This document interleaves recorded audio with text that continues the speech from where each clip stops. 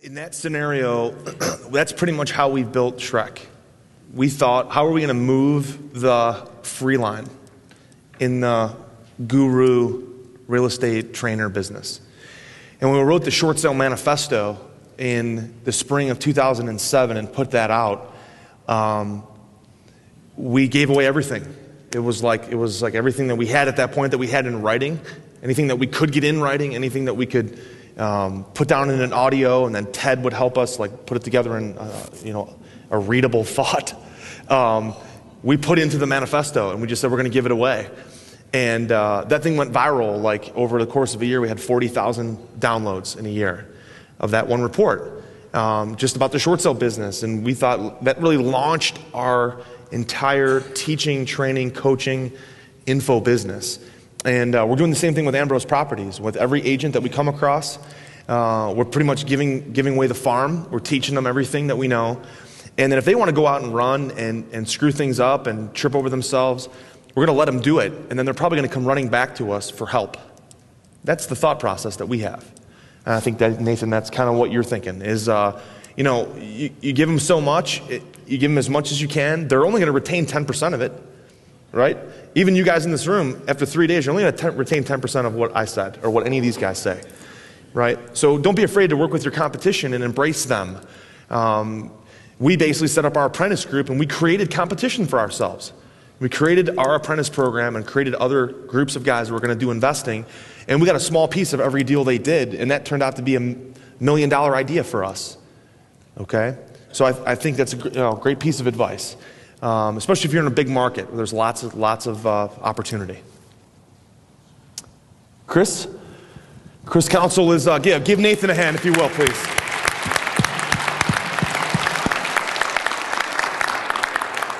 Chris is probably, I guess, one of my oldest and closest friends in the business. Chris, we met at the very first boot camp I ever went to. It was the Riverboat Retreat in Nashville. And we went up and asked the speaker if he would make an announcement to see if anybody else wanted to play poker that night. And we said, we're going to go to this restaurant, this barbecue, and anybody that wants to play poker that night, show up and meet us. So Greg and I had this idea. Well, Chris was like the only dude that showed up, right? With one other guy too, I think. And we ended up playing poker that night and hitting it off, and that was in the summer of 2004, so 4.5 years ago. And then we went to a bunch of other training events and commercial events we went to out in Vegas, and then Chris came out to Cleveland, went to a commercial event, crashed at my place for a couple of days. And we've just really been buddies ever since, man, and get along really well. And I think that's kind of the same way I feel about just about everybody on the stage and people that have been with us a long time. It's, I don't really feel like a lot of times when we're really teaching, like these guys especially, it's much more of a mastermind, family atmosphere. And Chris sort of exemplifies that because we've been through a lot, we've talked through a lot, personal stuff up and down, business stuff up and down. And it's been an incredible experience for me to be able to create some really great friendships, really close friendships through this business. And Chris, I would consider one of my closest friends, particularly, from this event, from that event. And you guys right now in this room, you don't even know. I had no idea that I would meet Nathan and Michelle and Dale and John and Jerry and Marianne and all these different people at events years ago. So you don't know the relationships that are sitting in this room right now, the guy or the gal sitting next to you, and how that person might impact you or support you in the future. All right, so don't discount that. That's a big deal. You got some friends in this room right now that you don't even know. So, Chris? Well, that's it.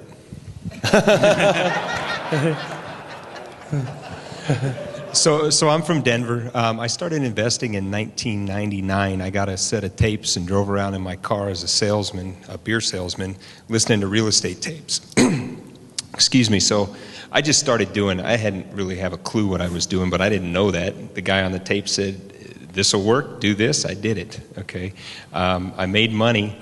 I did my first short sale, I think it was 2003, and it was an accident. And I remember a little thing on that tape that said, if you call the bank and ask them to sign the note to you, they'll do it. So I called the first and said, sign me the note. They said, okay. Rough numbers, I don't remember exactly. I got the note for like $115,000. It was owed $150, and there was a $50,000 second. the house was worth about 180. So I got the first for 115. Called up the second, said, assign me the note. They said, send me a short sale package. I said, what in the world is that? He said, send it. You need this, this, that. And I said, well, the other bank just assigned me the note. Why don't you do that? Guy never called me back. I was at that event with Josh, and they had the microphone up, and I walked up, and they said, what's your question? I said, is there a blacklist? He said, not a blacklist of banks, but you being on the blacklist of the bank. So, like, don't ever call us again type of blacklist. Yeah, pretty much. So, anyway, the short of it is that I told the seller, I said, well, we can't get the deal done unless I foreclose on you. He said, oh, okay.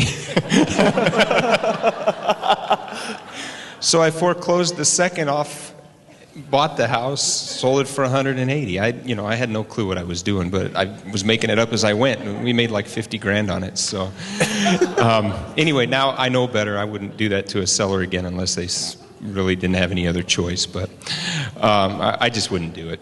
Anyway, so that's how I got investing. I met these guys, and then I realized that there's actually a process to short sales, and we started doing that.